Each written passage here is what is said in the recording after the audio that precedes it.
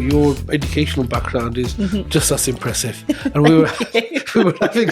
I mean, I've got to stop giggling here, but I've got to tackle this first, if I may. Absolutely. So Aberystwyth University, master's degree in archives and archival administration. Absolutely, I've never come across that before. I'm a newbie in that area, so please help us out with what is this archives and archival administration? Okay, so from being very, very small, I was a complete bookworm. So head in a book all the time.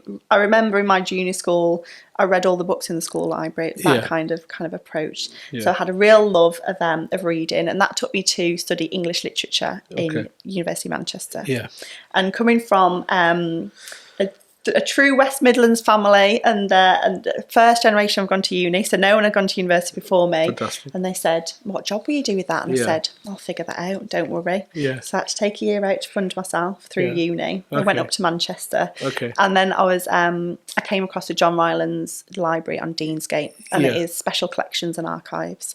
And it was this whole new world that I'd never really seen before, and it was kind of preserving past knowledge and things like that through a lot of the special collections that completely just caught my imagination.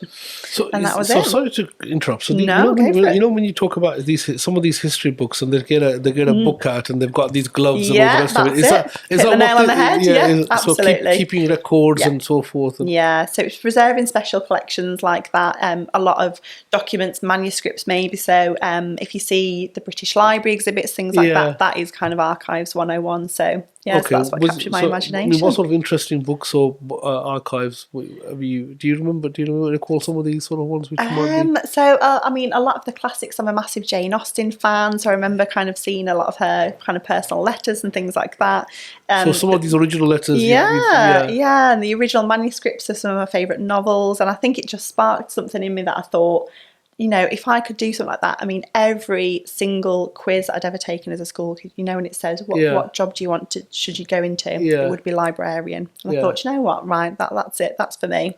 So realised I needed to have a qualification in that. So after I finished up in Manchester, I went across to Aberystwyth for a year, and I was one of 8 people, I think, on our course studying archives and records management. So it was the process of very unique, yeah. And I think one of the main things that I actually got from both my time at Manchester University and Aberystwyth was just coming into contact with people from completely different backgrounds to me.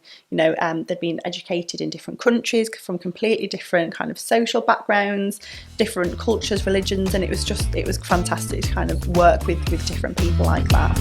Canny Conversation Podcast Series 5 by Safaraz Ali.